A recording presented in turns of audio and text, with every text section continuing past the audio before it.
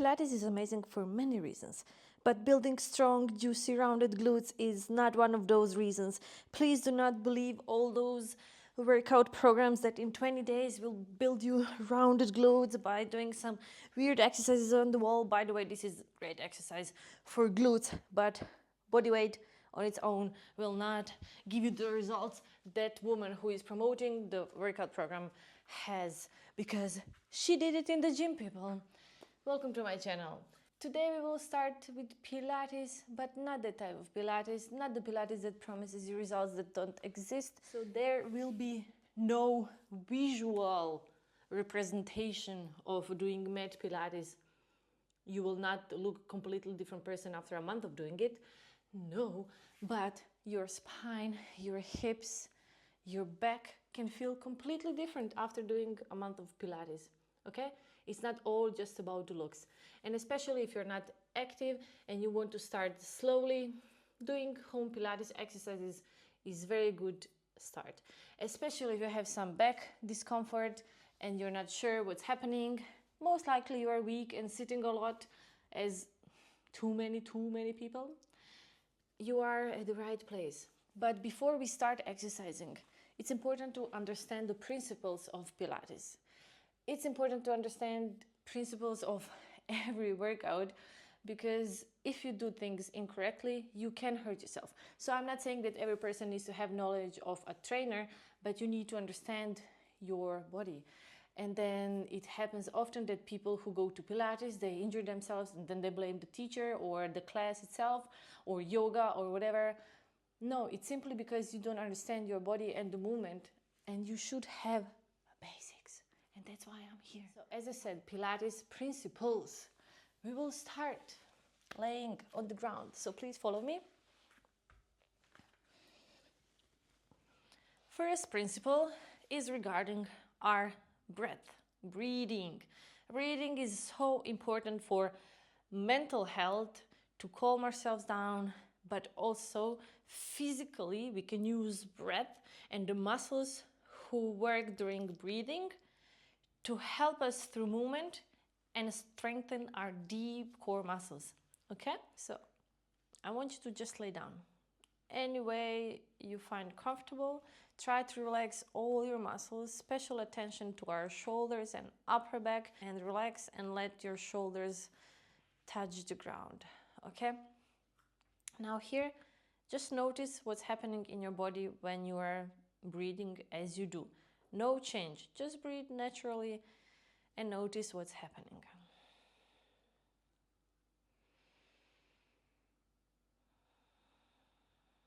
Where is your rib cage moving?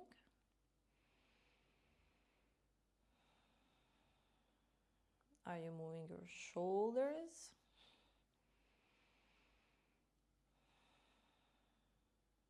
Okay. And now I want you to bend your knees. So just place your hands on the sides so you can feel your rib cage, ideally upper, mid, and back. Okay? And now try, as you inhale, to expand that rib cage to all sides, up and down and to the sides. Imagine as if when you're inhaling, you are blowing a big balloon, and then as you're exhaling through your mouth, you are squeezing the air out of that balloon. Okay? Let's go again. Inhale and exhale through our mouth until all air is out. And in this position, you also feel your abdominal muscles engaged just by breathing on. Okay? Inhale and exhale. So we want to teach our body three-dimensional breathing. Okay?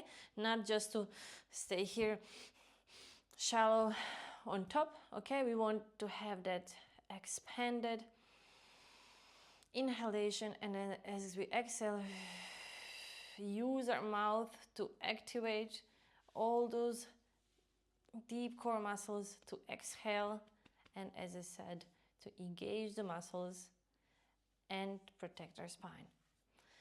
Okay, that was our first principle. Our second principle is regarding our hips. So it can happen that your abdominals are weak, that you have more curve in your lower back than necessary. You maybe also have some lower back pain. And then what happens when we start doing exercises where we lift our legs, and if you're in this position where you're weak on the front and the back is tight and in this curved position, which is really not optimal to absorb the forces for our spine, whatever you do in this position will hurt, okay? So we want to actively move those hips in a better position where you are stronger and you can perform the movement. Ideally, we want to have neutral position of the spine where there is slight space between the ground and our lower back, and that we can extend the legs, go down and up without feeling pain and with still holding that neutral position of the spine. But as a beginner, as someone who has weak abdominal muscles, you need to do imprint position so you can perform those movements and strengthen your core, so eventually you can do exercises in neutral position. Okay, so now I want you to first move excessively your hips in, so your pubic bone comes up, you're closing the gap between the ground and your lower back, and then opposite direction where you're bringing your belly up and having large space here in between, okay? So move in that, it's weird, I know, and then slowly just try to come to the position where should be your neutral spine, okay? So if you think it's natural for you to have this big curve, your neutral is somewhere in between. It's not fully flat on the ground, just tiny space. So I want you to find that position. And then to go to that imprint position where you will do all the exercises as a beginner, you will reduce the distance between the sternum, okay, let's make it simple, chest and your hips, okay? So now in neutral position, they're a bit further and our abdominal muscles, here they are very relaxed.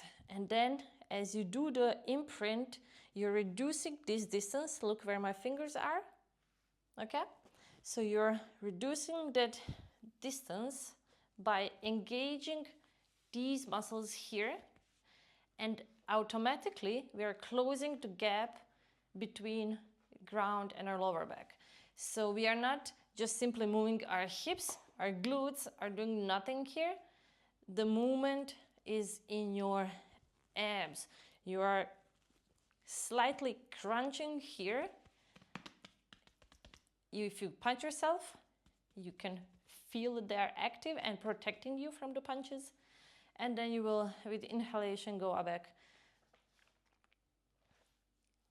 to neutral. Then exhale, through your mouth, remember.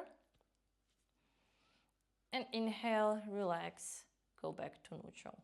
So we are not moving our hips, we are activating abdominal muscles with exhalation, with inhalation. Let them relax and let your spine and hips go back to neutral position. Okay, I hope this is a bit clearer now. Okay, inhale in neutral and exhale, make your core tight. Okay, so remember, most likely you have weak abdominals and tight lower back and too much pressure here. You need to imprint when we do the exercises that I will teach you in our next videos. Okay, so from there we are progressing a bit higher to our rib cage. So the goal of Pilates is to have very nice posture and have these big components of our body in alignment. So when we raise our arms towards the ceiling and want to go further behind to the ground, what naturally happens is that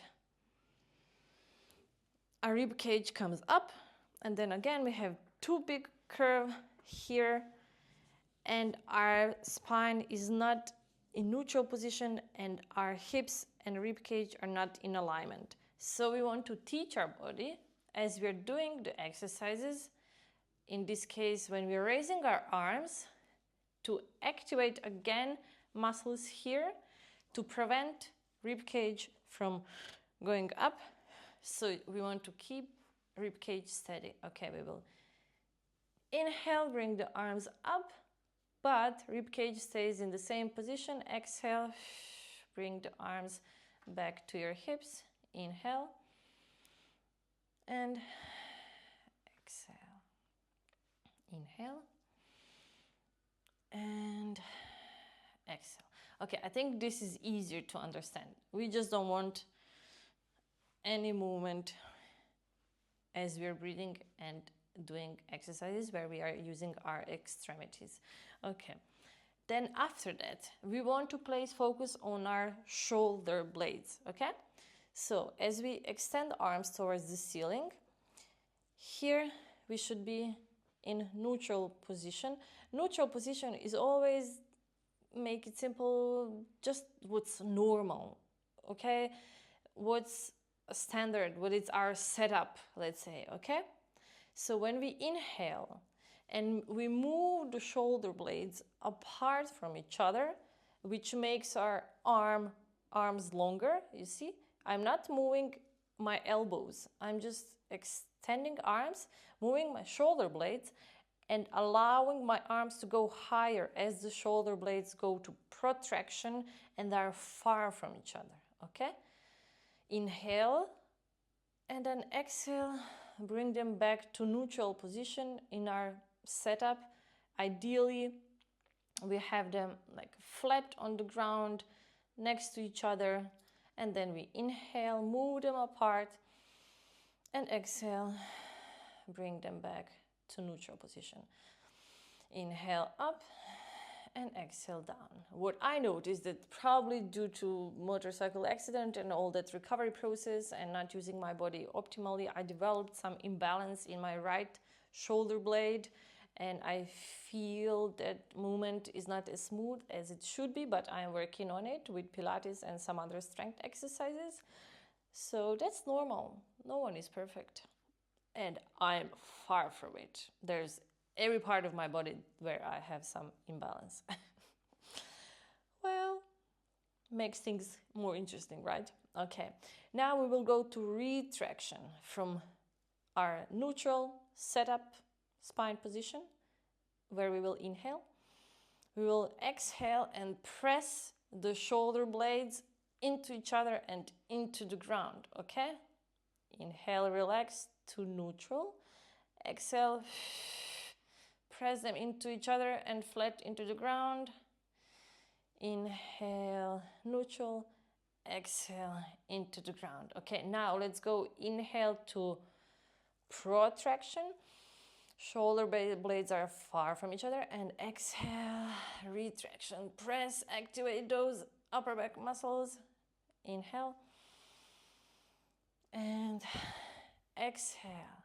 Okay, good. And the last thing, what we should take care of in Pilates and while doing exercise and generally in life, is position of our neck. So ideally, our head should be in line with our spine. We should feel no pressure on our neck when we are laying, but it can happen that you will need something to put under your head to get that proper alignment if your upper back is a bit rounded and your spine is not perfect. All good. Everything will be fine. Okay. Then what happens when we do abdominal exercises, we tend to overuse our neck muscles, the superficial neck muscles, which we don't need activated in these exercises. To try to avoid that, we use head nod position, which is nothing but slight movement of our chin towards our chest, very slight, where we are elongating our neck, okay? So neutral position is where our eyes are vertical towards the ceiling, and when we do the head nod, then our eyes are diagonal to ceiling, okay? Let's practice. Back to neutral. Inhale to head nod. And exhale, neutral. One more. Inhale, head nod. And exhale, neutral. So, when we do ab prep, which is one of the warm-up exercises, we just inhale to head nod, okay? Move the chin down, and then we are bringing our head up. Shoulder blades are still touching the ground, but you're keeping that neck position, okay? Because here up, where our head is up, we try to maintain that position so we don't overuse these muscles and put too much tension in our neck. We want our neck as relaxed as possible. Okay, let's do one more head nod and come up. Okay, so if for you it's really, really uncomfortable to be here and you feel too much pain, stress, whatever in your neck, you can start with exercises while keeping the head down. Put something under your head, something thin, not like a proper pillow, and try to engage your abdominals without lifting your head. And then as time progresses and you do more, you will get stronger, you will understand the movement better, and you will not struggle to keep your head up in the head nod position and to keep the neck muscles we don't need as relaxed as possible. So you can play around and find position where it feels the best, where you feel your neck the least. If you feel it a bit, it's fine. You will not injure yourself like that, but you should not feel huge discomfort that will sabotage you while doing ab exercises. Our focus should be putting energy here, not lose it because of all the stress we have around our neck. Okay, you can try. If you're ready, bring your knees up. See if this is still fine for you. In some cases, I like to let people hold their heads and their neck is just fully relaxed. That's also an alternative. So you use your hands to relax the neck, but you are engaging your abs. See here, they're relaxed. Here, they're engaged. Okay, I would say that's enough for today. If you have any questions, let me know in the comments. I'll try my best to give you some explanation. This is all safe. We will do warm-up exercises next time so you can understand the movements even better. And then once we go into the full beginner Pilates class, you are not confused. You understand why we are breathing the way we are breathing and why you should, for example, not do the full range of motion even if you feel like you can, because you're not doing it optimally, because something is moving on the other side that should not move. Okay? Thank you for being here. Please, if you haven't yet, share, subscribe, comment, like, because at the end of the day, all of this is just for me. I'm important here and you have to understand it. And if you don't do all of that, then your back pain will stay there forever. Just saying. Okay. Thank you for being here. See you next time. Bye-bye.